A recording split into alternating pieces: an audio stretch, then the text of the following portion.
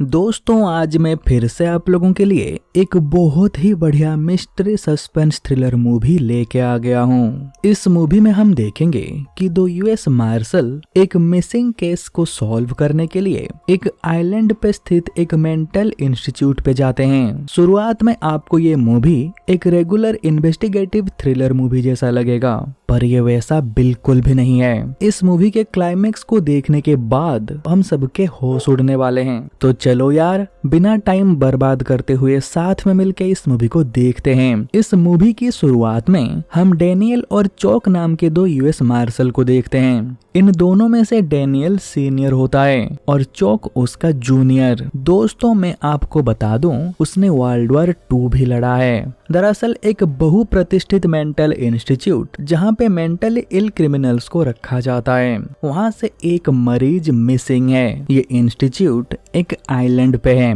और बिना फेरी के कोई भी यहाँ से जा नहीं सकता है।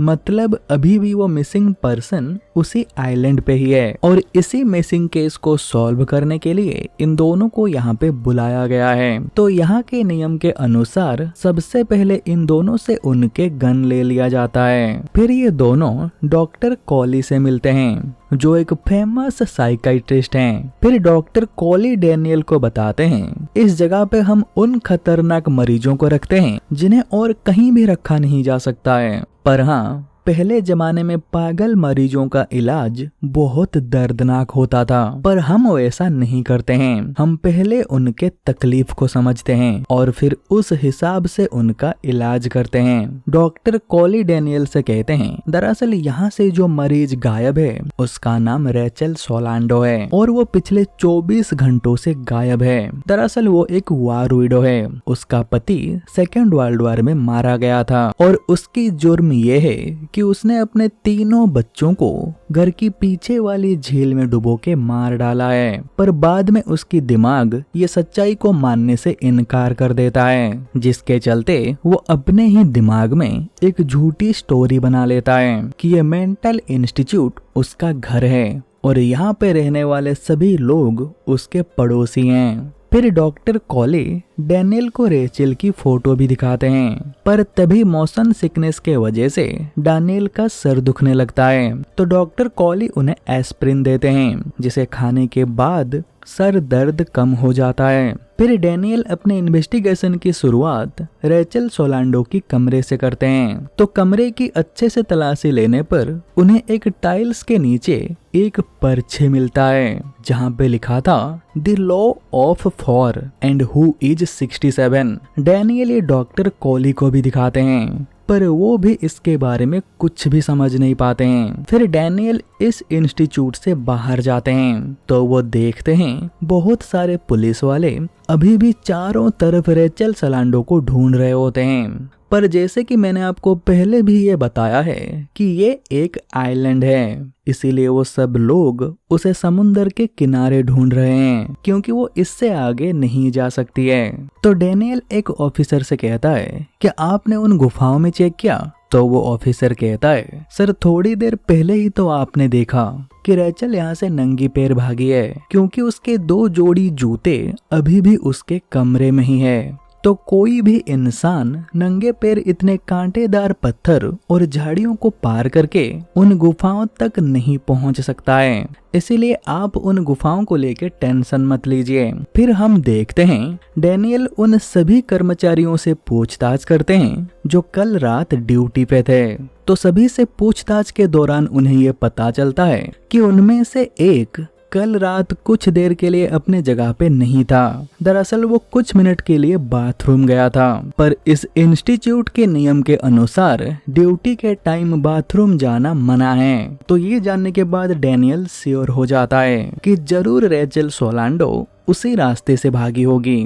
फिर इसी पूछताछ के दौरान एक नर्स से डैनियल को ये पता चलता है कि रेचल सोलांडो का इलाज डॉक्टर सेहान नाम के एक साइकाइट्रिस्ट कर रहे थे। तो ये जानने के बाद डैनियल उनसे पूछताछ करने का सोचता है, पर तभी डॉक्टर कॉली उसे बताते हैं कि डॉक्टर सिन्हा कल से छुट्टी पे हैं। तो अगले दिन हम देखते हैं डैनियल से डॉक्टर कॉली से कहते हैं वो उन सभी पेशेंट से पूछताछ करना चाहते हैं जो रेचल सोलांडो के साथ डॉक्टर सिहान से थेरेपी सेशन ले रहे थे। तो डॉक्टर कॉली इसके लिए राजी हो जाते हैं और डैनियल एक एक करके सबसे पूछताछ करते हैं, पर किसी के पास भी कोई ऐसा इंफॉर्मेशन नहीं था जो डैनियल के काम आ सके। पर इस दौरान एक अजीब चीज होता है, जानबूझ के मार्शल चौक को पानी लाने के लिए भेजती है और डैनियल के नोट पैड में कुछ लिख के उन्हें वो वापस कर देती है। फिर वो उस महिला से पूछते हैं, क्या तुम एंड्रयू लेडीज नाम के किसी पेशेंट को जानती हो?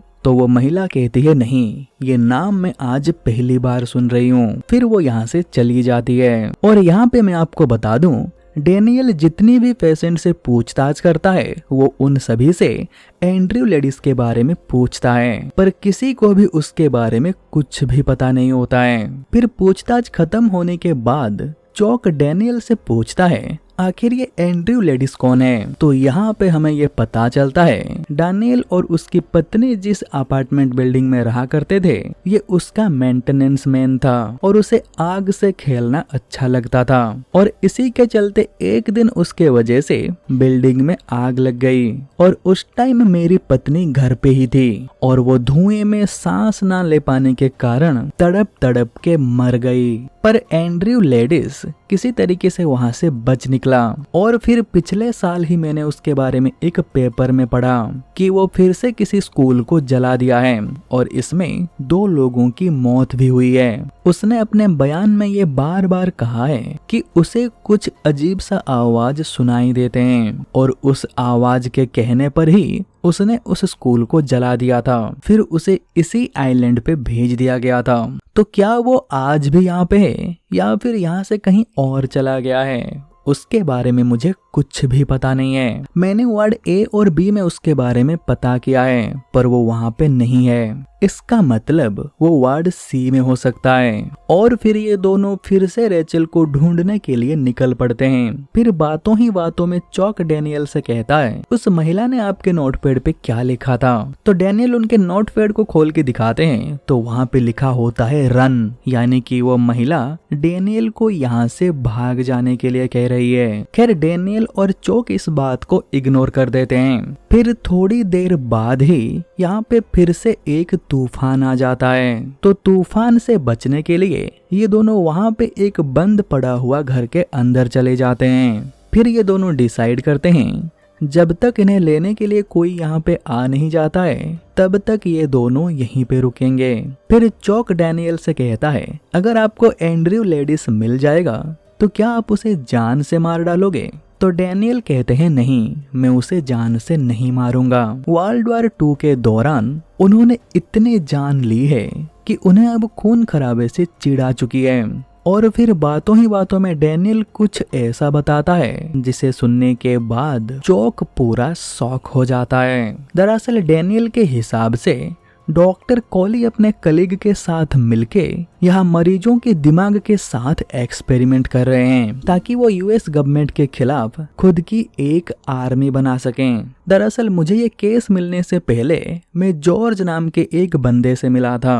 वो यहाँ पे वार्ड नंबर सी में 1 साल तक रहा था और यहाँ से जाने के बाद वो फिर से चाकू घोंप के 3 लोगों को मार डालता है। उसके लॉयर कोर्ट में उसके पागलपन का दलील देते हैं पर वो खुद खड़े होके कहता है कि चाहो तो उसे फांसी दे दो पर उसे वापस से उस आइलैंड पे नहीं जाना है। तो उसी ने मुझे बताया था कि यहाँ पे मरीजों के साथ एक्सपेरिमेंट किया जाता है। मुझे बस इन लोगों के खिलाफ सबूत जुटाना है ताकि मैं यहाँ से जाके यूएस गवर्नमेंट को इसके बारे में बता सकूं। और तुम्हें पता है इस इंस्टीट्यूट को ज्यादातर फंडिंग उन लोगों से आता है जो यूएस गवर्नमेंट को पसंद नहीं करते हैं। फिर हम देखते हैं इन दोनों को लेने के लिए एक ऑफिसर आता है। फिर ये दोनों वापस से इंस्टीट्यूट पे आ जाते हैं और क्योंकि इन दोनों के कपड़े पूरी तरीके से भीग चुके थे इसीलिए इन्हें पहनने के लिए यहाँ का स्टाफ यूनिफॉर्म मिलता है। और हाँ, डैनियल को सिगरेट पीने की भी आदत है इसलिए वो शहर से अपने साथ सिगरेट भी लाया था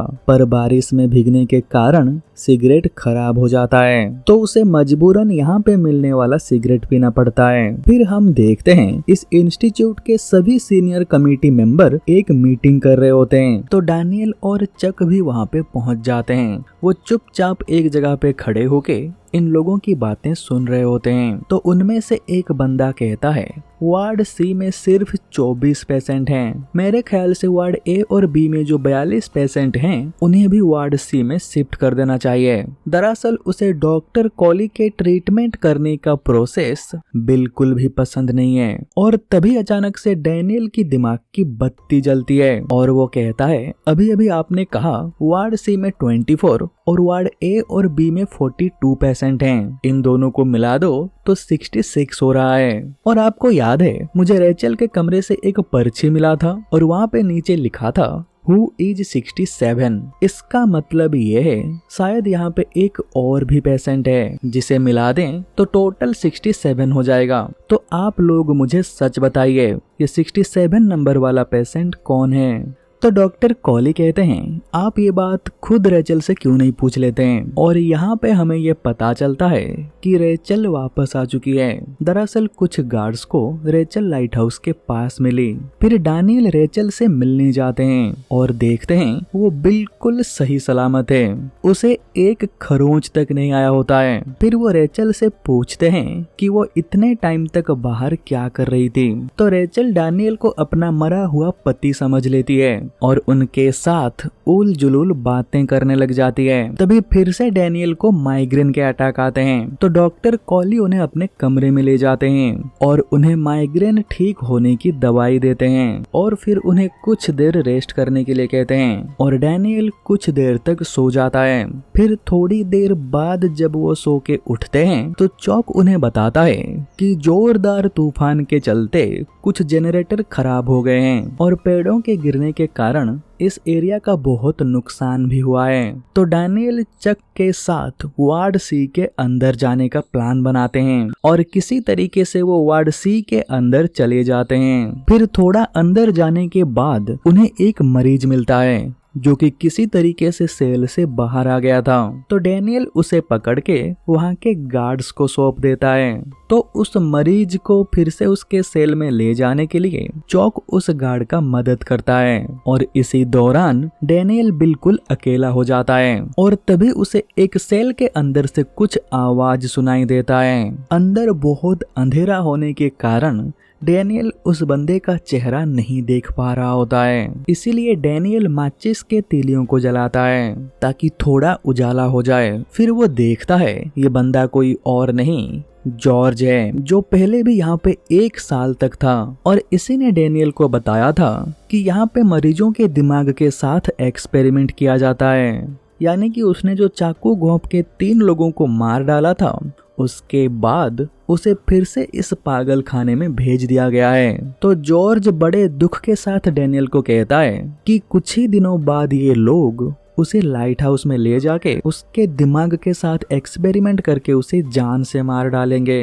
तो डैनियल उसे कहता है तुम टेंशन मत लो, मैं तुम्हें कुछ नहीं होने दूंगा। और तभी यहाँ पे चौक आ जाते हैं और फिर ये दोनों यहाँ से चले जाते हैं। फिर डैनियल चौक के साथ लाइट हाउस के तरफ जाते हैं। फिर डैनियल देखते हैं कि वो लाइट हाउस की दूसरी तरफ आ गए हैं और यहाँ से लाइट हाउस बहुत दूर है। फिर भी डैनियल वहाँ पे जाना चाहते हैं पर चक उन्हें इन खतरनाक रास्तों से जाने के लिए मना करता है और इसी बात को लेके इन दोनों के बीच में थोड़ा बहस हो जाता है और डैनियल चौक को यहीं पे रुकने के लिए कह के खुद अकेले ही उस लाइट हाउस की तरफ जाने लगते हैं। पर थोड़ी दूर जाने के बाद वो रियलाइज करते हैं कि वो फिर से गलत रास्ते पे आ गए हैं। इसीलिए वो यहाँ से वापस जाने का सोचते हैं। फिर वो जैसे ही वापस से उस जगह पे पहुँचते हैं जहाँ पे उन्होंने चक को रुकने के लिए कहा था तो वो देखते हैं वहाँ पे कोई नहीं होता है। तभी वो देखते हैं चौक नीचे एक चट्टान के ऊपर पड़ा हुआ होता है। तो ये देख के डैनियल घबरा जाते हैं और वो जैसे तैसे नीचे उतर जाते हैं। तो वो जैसे ही उस चट्टान के पास जाते हैं तो वो देखते हैं वहाँ पे चौक नहीं है, वहाँ पे सिर्फ खाली चट्टान पड़ा हुआ है। फिर वो यहाँ से बस जाने ही वाले थे तभी उनकी नजर एक गुफा में पड़ता है। उस गुफा के अंदर से रोशनी आ रही होती है, जैसे कि कोई उस गुफा के अंदर आग जला रहा हो। तो ये देखने के लिए डैनियल जैसे तैसे उस गुफा के अंदर जाते हैं तो वो देखते हैं उस गुफा के अंदर एक महिला है और वो महिला डैनियल को देख के डर जाती है।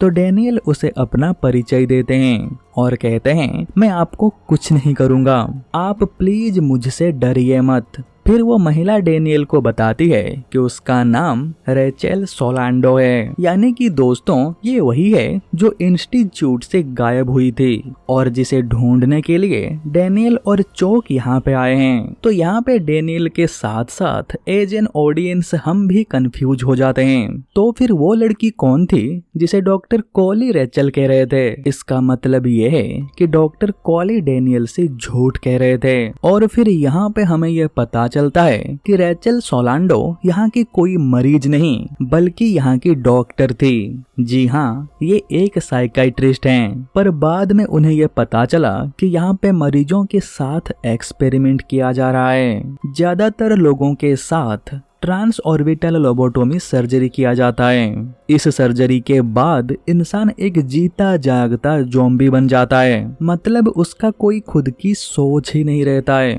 उसे जो कहा जाता है वो वही करता है। फिर जैसे ही मैं इसके खिलाफ आवाज उठाया, इन लोगों ने मेरे पास्ट के एक ट्रॉमा को लेके मुझे समाज के सामने पागल साबित कर दिया। तभी यहाँ पे डैनियल को फिर से सर दर्द होने लगता है। तो ये देख के रेचल उसे कहती है, क्या यहाँ पे आने के बाद ही तुम्हें इससे सर दर्द हो रहे हैं और क्या तुमने डॉक्टर कॉली के दिए हुए एस्प्रिन खाया है? तो डैनियल कहता है हाँ। फिर रेचल कहते हैं, ये जो तुम सिगरेट पी रहे हो ये तो तुम्हारे खुद के हैं ना? तो डैनियल कहता है नहीं, ये भी यहीं के हैं। डैनियल से ये सब सुनने के बाद डॉक्टर रेचल ये समझ जाती हैं कि डैनियल को इन्हीं सब के माध्यम से ड्रग्स दिए जा रहे हैं और इस ड्रग का पूरा असर 48 घंटे बाद शुरू होगा। और जैसे इन लोगों ने मेरे किसी पास्ट ट्रॉमा को लेके मुझे पागल साबित किया था, वो तुम्हारे साथ भी बिल्कुल वही करेंगे।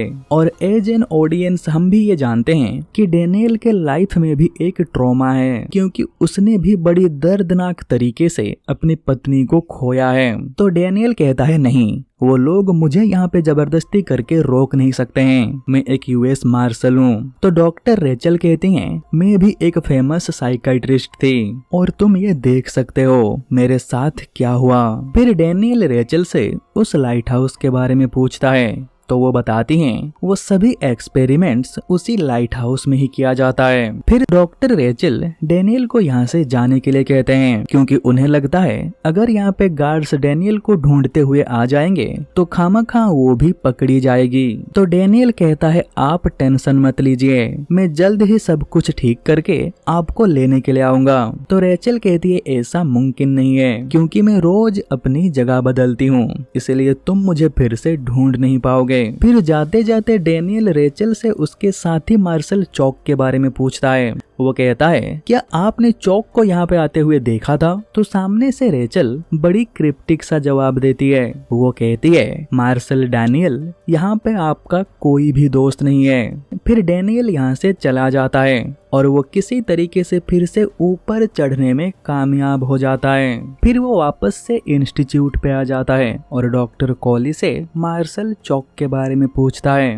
दरअसल डैनियल को लगता है कि उसने जो देखा था ये उसका वहम था और डॉक्टर रेचल ने भी कहा था कि ये लोग किसी को भी फंसा के उसके साथ एक्सपेरिमेंट कर सकते हैं। तो डॉक्टर कॉली डैनियल से कहते हैं ये आप क्या कह रहे हो? आप तो यहाँ पे अकेले आए थे, ये चौक कौन है? डॉक्टर कॉली से ऐसा जवाब सुनने के बाद डैनियल ये समझ जाता है कि जरूर चौक इनके पास ही है, इसीलिए वो अपना दिमाग लगाता है और डॉक्टर कॉली के साथ इस बात को लेके आर्ग्यूमेंट ना करते हुए वो बिल्कुल शांत रहता है, जैसे कि कुछ हुआ ही ना हो। फिर डॉक्टर कॉली यहाँ से चले जाते हैं और सही मौका देखते ही डैनियल भी यहाँ से जाने लगता है और वो मन ही मन ये सोचता है कि जरूर ये लोग चौक को उसी लाइट हाउस में बंद करके रखे होंगे। तो वो डिसाइड करता है वो कैसे भी करके उस लाइट हाउस में जाके चौक को उनके चंगुल से बचा लेगा। इसीलिए वो सबसे पहले गार्ड्स के ध्यान को भटकाने के लिए डॉक्टर कॉली के कार को जला देता है। और जब सभी गार्ड्स का ध्यान उस कार की तरफ हो जाता है, वो सबके नजरों से बचते हुए लाइट हाउस की तरफ भागते हैं। तो वो देखते हैं वहाँ पे एक गार्ड भी है। तो वो मौका देख के उसे मार के बेहोश करके लाइट हाउस के अंदर चले जाते हैं। फिर वो सीढ़ियों से ऊपर जाने लगते हैं। तो ऊपर सबसे आखिर में उन्हें एक कमरे के अंदर किसी के होने की आवाज सुनाई देता है। तो वो जैसे ही दरवाजा खोलते हैं, हम देखते हैं अंदर कोई और नहीं, डॉक्टर कॉली होते हैं। तो डैनियल उन्हें गन पॉइंट पे रख के चारों तरफ छानबीन करता है। तो वो देखता है मार्शल चक यहाँ पे नहीं है और ना ही यहाँ पे वैसा कोई ब्रेन सर्जरी करने वाला मशीन है जैसा डॉक्टर रेचल ने कहा था। तभी डॉक्टर कॉली कहते हैं वो गन तुम नीचे रख दो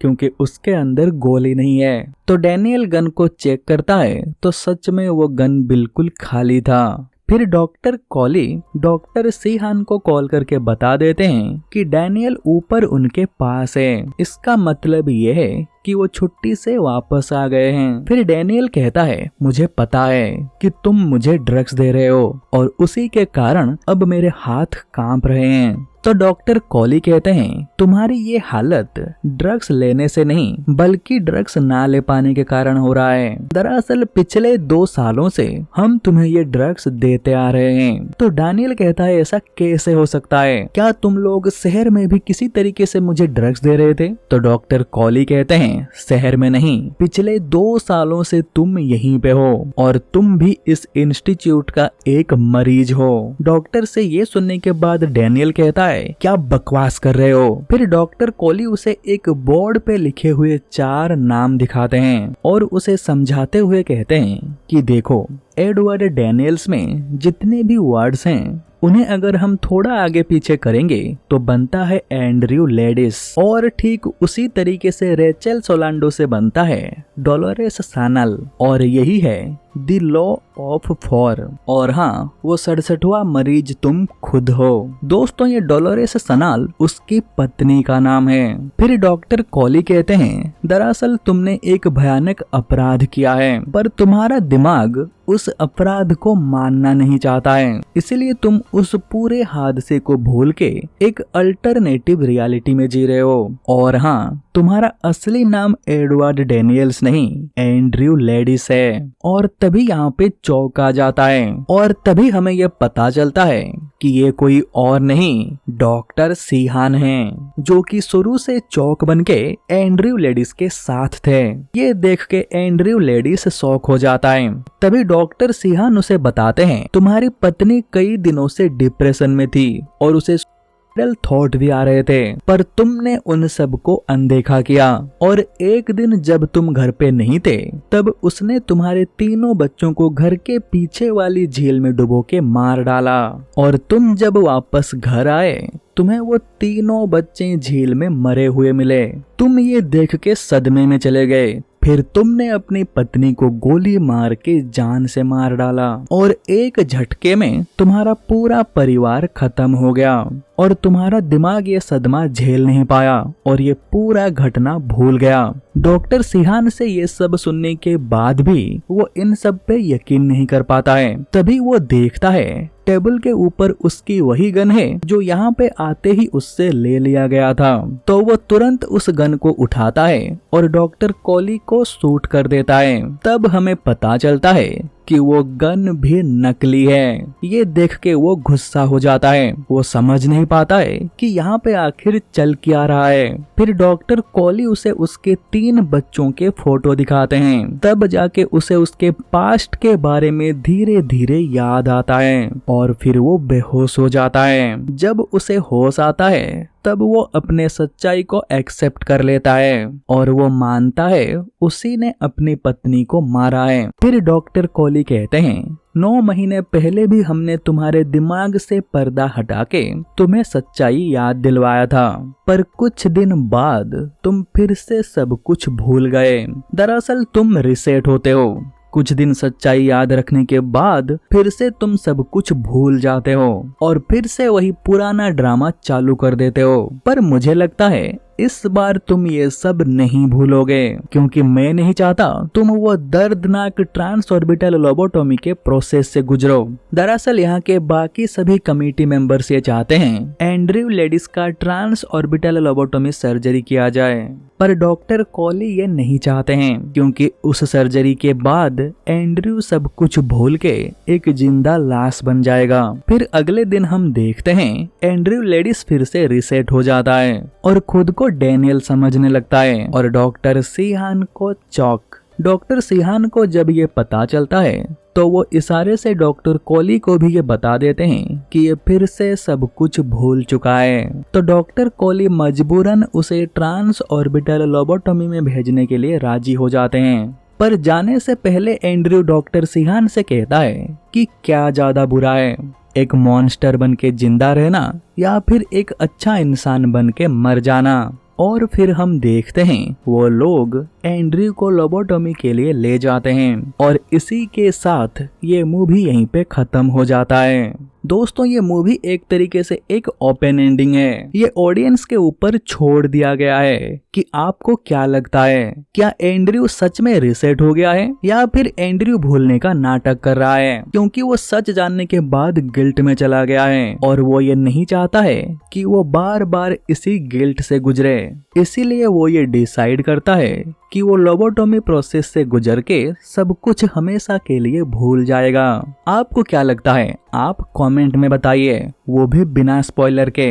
तो उम्मीद करता हूँ कि आपको ये वीडियो अच्छा लगा होगा। अगर आपको ये वीडियो अच्छा लगा है तो इसे लाइक कर देना, और अगर आप आगे भी ऐसी वीडियो और देखना चाहते हो तो हमारे इस चैनल को सब्सक्राइब कर देना, और सब्सक्राइब करने के बाद बेल आइकन को दबा के नोटिफिकेशन को ऑल पे रखना, ताकि मैं नेक्स्ट जब भी वीडियो अपलोड करूंगा आपके पास उसका नोटिफिकेशन आ जाएगा और आप मेरा एक भी वीडियो मिस नहीं करोगे। तो चलो यार, आज के इस वीडियो में बस इतना ही, फिर मिलते हैं कोई दूसरी वीडियो में। तब तक के लिए बाय बाय।